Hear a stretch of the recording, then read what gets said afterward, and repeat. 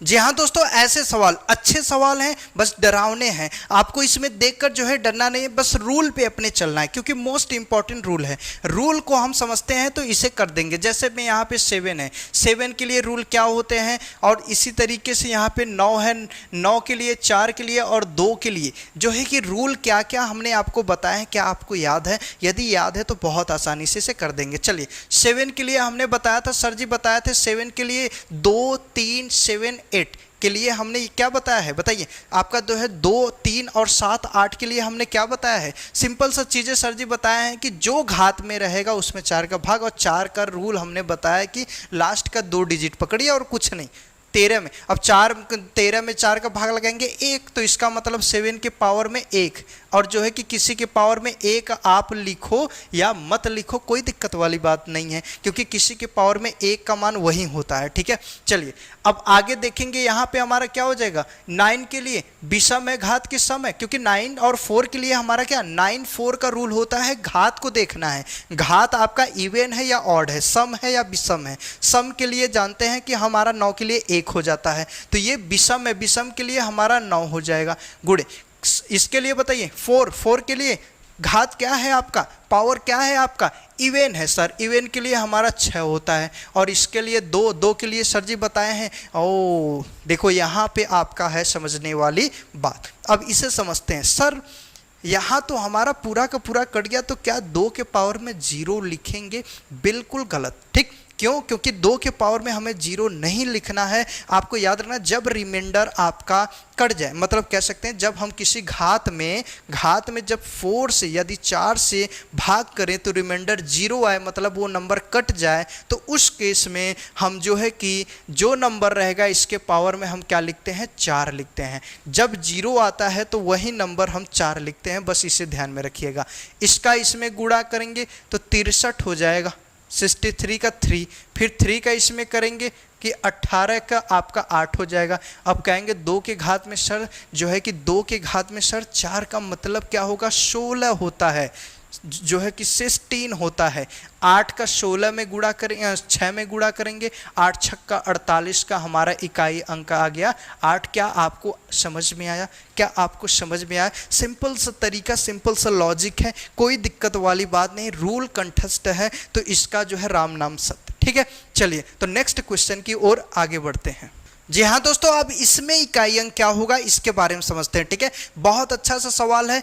Plus और minus सारे rule को हमने बताया, इसमें प्लस और माइनस चिन्ह आ चुका है। ठीक है, तो ऐसे सवाल को कैसे हल किया जाए इसे समझते हैं। चलिए, कोई दिक्कत वाली बात नहीं है, इसमें केवल 4 है। 4 की घात में हमारे सर जी बताए थे कि जब कभी भी घात आपका विषम हो 4 के लिए, तो आंसर आपका वो खुद नंबर वहीं सेम हो जाता है, प्लस करेंगे और नंबर आगे देखो कुछ भी है, ये तो इकाई अंक निकल के आ रहा है ना, आगे कुछ भी डिजिट होगा, संख्या होगा। ठीक है, यहाँ पे हमारा 3 है। 3 के लिए सर जी क्या बताए थे, 3 2 7 8 के लिए बताए थे कि 4 से भाग लगाएंगे। यदि कहेंगे सर 61 में 4 से भाग लगाएंगे तो 40 तक तो ठीक है, बराबर है, कट जाएगा।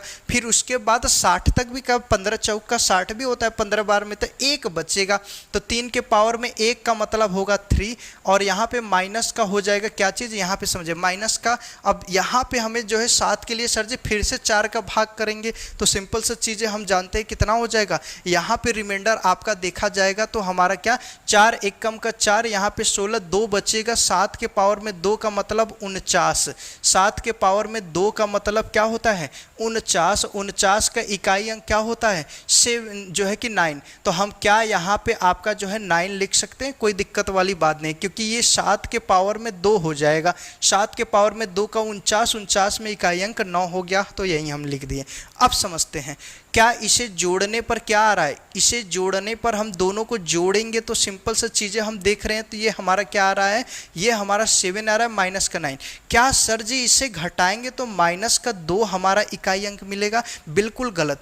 आप इकाई अंक माइनस में कैसे बताएंगे? हम कहे जैसे में 3 जो है कि यहाँ पे 5 6 और 7 है, इसमें इकाई अंक क्या है आपका 7 है, तो इसके आगे चिन्ह लगा देंगे तो ये नंबर दोनों अलग हो जाएंगे ना। तो जो इकाई अंक है उससे पहले चिन्ह कहाँ से आएगा, चिन्ह तो गड़बड़। तो यही आपको ध्यान में रखना है कि आपको कभी भी इस तरह नहीं घटाना है। कभी भी जो है कि 7 मिल गया, माइनस का 9 है, अब ये छोटा पड़ रहा है, तो अब हम जानते हैं कि जैसे 1 और जो है कि 6 और 2 में से हम 9 और 3 और जो है कि यहाँ पे कह सकते हैं 1 को घटा दें। तो हम कैसे घटा दें? ये नंबर जो है कि इकाई अंक आपका जो है कि ऊपर वाला जो छोटा है, तो इसका मतलब ये थोड़ी ना कि इसे इसमें से घटा देंगे 7 आ जाएगा, नहीं।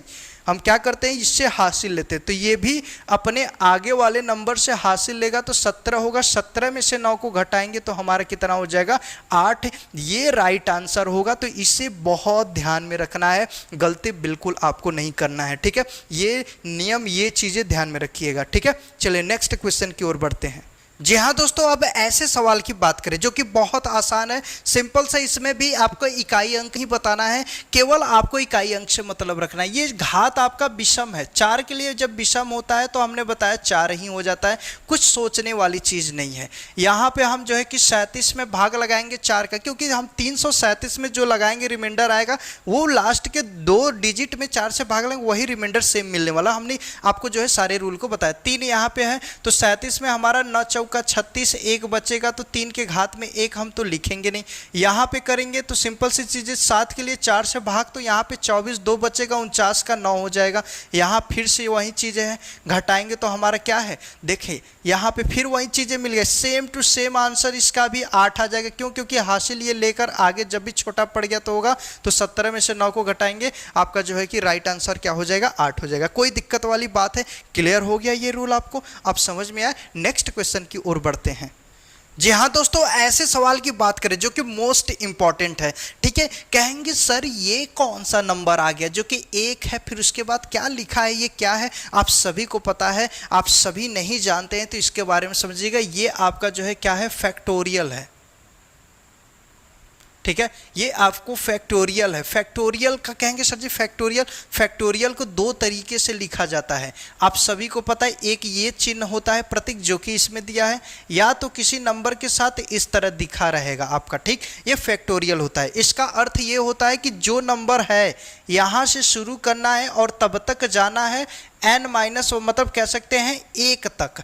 आपका जो है कि कहाँ तक, ये n-1, n-2, n-3 ये करते हुए कहाँ तक जाएंगे, इसमें से 1 घटाएंगे, फिर इसके बाद 2 घटाएंगे, इस तरह घटाते हुए हमारा कहाँ तक जाएंगे, ये आपका मल्टीप्लाई होते हुए 1 तक जाना है। फैक्टोरियल का अर्थ ये होता है, मतलब जो भी नंबर दिया है उसे 1 तक लेके जाएंगे। कहेंगे सर कैसे? जैसे फैक्टोरियल 1 है, अब फैक्टोरियल 1 को हम क्या लिखेंगे, फैक्टोरियल 1 को लिखेंगे 1 गुणे का 1, मतलब 1 तक जाएगा। इसी तरीके से कहेंगे फैक्टोरियल 2 को सर जी क्या लिखेंगे, 2 गुणे का 1 लिखेंगे।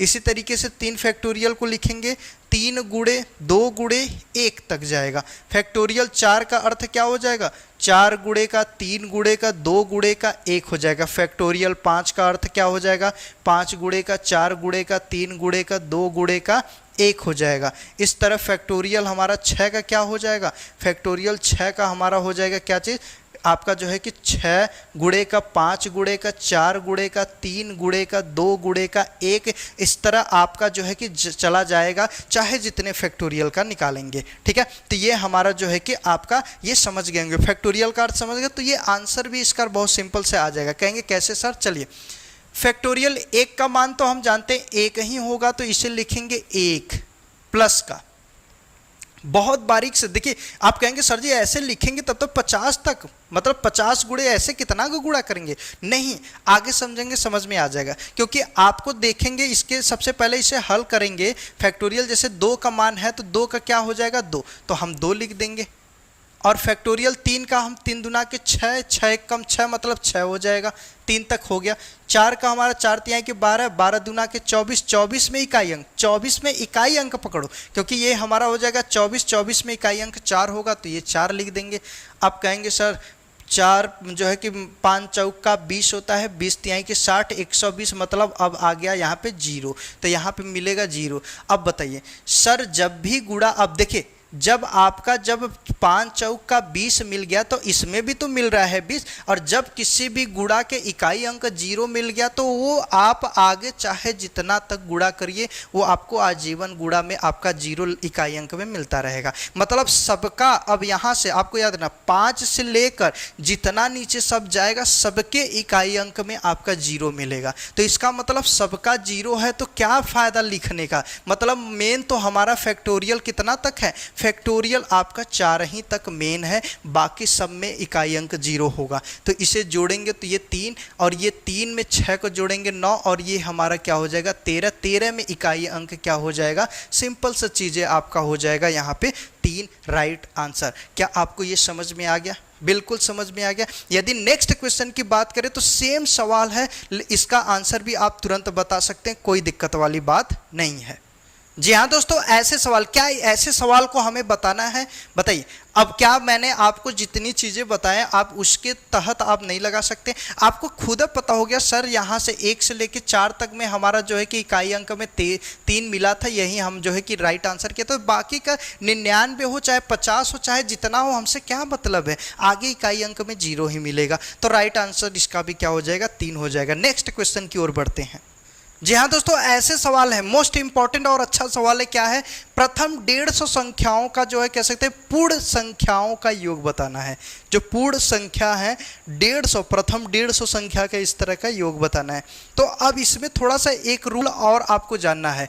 अब देखिए सिंपल सी चीज़ें, प्रथम 150 संख्या या पूर्ण संख्या का योग बताना है। पहले योग निकालिए, सुनिएगा, योग निकालिए, फिर इसका यूनिट डिजिट बताना है। यूनिट डिजिट का मतलब इकाई अंक को बताना है, पहले योग निकालो। अब योग फल के लिए हमने आपको रूल बताया है, योगफल के लिए हमारा फार्मूला होता है, हम बताए हैं कि मध्य पद, योगफल कभी भी कोई भी नंबर कोई भी सीरीज है उसका निकाले तो मध्य पद और गुणे का हमारा होता है कुल संख्या के द्वारा हम जो है कि क्या चीज़, कुल संख्या के द्वारा हम योगफल किसी भी सीरीज का निकाल सकते हैं।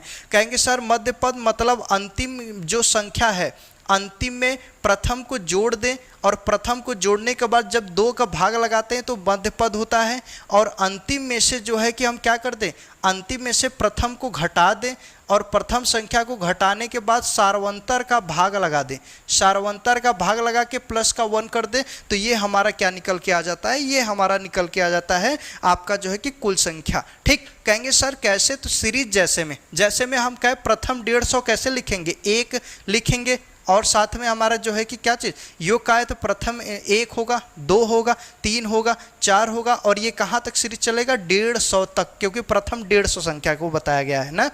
तो यहाँ से सबसे पहले ये आपका जो होगा ये फर्स्ट होता है, यही हमारा जो है कि प्रथम होता है और यही हमारा जो है कि अंतिम होता है। तो अब बताइए इसके योगफल की अब बात करें तो अंतिम मतलब 150 प्लस का प्रथम मतलब 151, अब बटा में जो है 2 गुणे का, क्योंकि हम अंतिम में प्रथम को जोड़ के 2 का भाग लगाएंगे, और कुल संख्या तो 150 बोला ही है, और नहीं तो निकालेंगे तो भी वही आएगा, 150 में से 1 को घटाएंगे 149, सार्वंतर मतलब आपका 1 होगा, भाग लगाएंगे 149 में 1 जोड़ देंगे 150 हो जाएगा, मतलब यहाँ पे 150 हो गया। तो इसे काट देंगे तो हमारा 75 हो जाएगा, और इसका इसमें भाग लगाएंगे तो 11,000 कितना 375 हो जाएगा। ये आपका राइट आंसर होगा। कहेंगे कैसे सर जी, आप इसे गुणा करके देख लीजिएगा। तो कोई दिक्कत वाली बात है इसमें नहीं। तो इसमें पूछा क्या गया था, इसमें पूछा ये गया था कि आपका इकाई अंक क्या हो जाएगा, इकाई अंक क्या होगा 5 होगा, कोई दिक्कत वाली बात इसमें नहीं थी। इसमें इकाई अंक आपका क्या हो जाएगा 5 होगा, कोई दिक्कत है इसमें नहीं। नेक्स्ट क्वेश्चन की ओर बढ़ते हैं और लास्ट क्वेश्चन होगा। जी हाँ दोस्तों, ऐसे सवाल की बात करें जो कि देखने में केवल डरावना है, बहुत सिंपल सा चीज़ें, इसमें रूल के तहत चलेंगे तो तुरंत लग जाएगा। चलिए तो लास्ट सवाल जो है कि इंपॉर्टेंट सवाल आपका यही बेसिक सवाल थे, ठीक है। हमने जो है कि बेस बताया, बेस पे फिर ये सारे के सारे हमने जो है कि आपके सवाल करवा दिए, ठीक है। आप इसी तरीके से प्रैक्टिस करेंगे, हम आपका एक बेहतरीन सा जो है कि मोस्ट इंपॉर्टेंट जितने भी और एग्जाम में पूछे गए हैं जो कि हाई लेवल के जो है क्वेश्चन मैं लेकर बहुत जल्द आऊँगा। तो इस जो है सवाल के साथ आज के लिए बेसिक क्वेश्चन को पूरा करेंगे, और ये सारे के सारे जो है एग्जाम में पूछे गए सवाल है, ठीक है। तो क्या हो जाएगा, सिंपल सा चीज़ें 2 है, 2 के घात में जो भी हो उससे क्या मतलब, बस सीरीज में देखो सबसे पहले 5 है, और 5 है तो कहानी खत्म, 5 है तो कहानी खत्म। क्यों, क्योंकि हम जानते हैं जब 5 मिल गया तो 5 के साथ आपका यहाँ पे चाहे तो 6 मिले, 6, इससे हम 4 से क्या आ सकता है, 4 से या तो 6 आएगा, चाहे तो 4 आएगा, चाहे तो 6 आएगा 5 के साथ तो भी 30 का इकाई अंक जब 0 मिल गया। और 0 के साथ में कुछ भी रहे मल्टीप्लाई में, आप 0 में जो है किसी भी संख्या का जब गुणा करेंगे तो क्या निकल के आएगा, हम जानते हैं हमेशा 0 ही आएगा, कोई दिक्कत वाली बात नहीं। तो सब जब 0 मिल गया, चाहे 6 मिले इसमें और चाहे 5 मिले, 4 मिले, तो भी हमारा 6 जो है 4 पंजे का 20 0 मिला, या 5 छक्का 30 तो भी 0 मिला। तो कहेंगे सर मिलेगा क्या, तो यहाँ पे समझिएगा एक इंपॉर्टेंट, अच्छा ये हम पूछे आपसे कि इसमें बताओ उत्तर क्या हो जाएगा इसका, इसमें इकाई अंक क्या हो जाएगा आप बता दो, सिंपल सी चीज़ है। तो कहेंगे सर 4 के पावर में 5, इसके पावर में 6 है, तो इसका हम घात क्या देखेंगे, तो घात क्या है, सम है कि विषम, तो ये भी नोट में इंपॉर्टेंट चीज़ें है, याद रखना नोट में ये सारी चीज़ें, ठीक।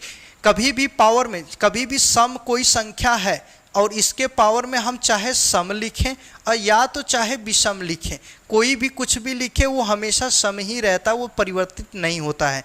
इसी तरीके से विषम के भी केस में होता है, विषम के पावर में भी सम हो और चाहे तो विषम हो, ठीक। ये हमेशा हमारा परिणाम जो है कि विषम ही देगा, आपको याद रखना है। कहेंगे कैसे सर, कुछ भी हो, जैसे में हम 2 के पावर में 3 लिख दे तो क्या आपका ये विषम आएगा, नहीं, 8 का मतलब ये भी सम आएगा, तो सम से हमारा क्या हो गया, सम हो गया। 3 के पावर में 3 विषम है, 3 के पावर में 2 सम लिख रही है, 3 के पावर में तो भी हमारा 9 आएगा, तो भी ये क्या है, विषम है। तो यहाँ पे क्या है, ये 5 के पावर में 6 ये एक विषम है, विषम के पावर में चाहे सम हो चाहे विषम हो वो आपका विषम ही आएगा, तो ये मतलब विषम हो गया। जब ये विषम हो गया तो 4 के पावर में विषम का मतलब क्या होता है, 4 के पावर विषम का मतलब होता है आपका 4, और 4 में जो है कि 5 का गुणा इकाई अंक का हमारा क्या हो जाएगा 0, और 0 में हम कह सकते हैं सिंपल सा चीज़ है कि जब 0 मिल गया तो पूरा का पूरा आपका 0 हो जाएगा, तो इसका राइट आंसर 0। क्लियर है आप सभी को, सारे के सारे सवाल समझ में आए, वेरी गुड। तो नेक्स्ट वीडियो में मिलते हैं एक बेहतरीन से, फिर से हम प्रैक्टिस ही करवाएंगे एक अच्छे सवालों का, ठीक है। तो चलिए नेक्स्ट वीडियो में मिलते हैं, आज के लिए इतना ही। जय हिंद, जय भारत।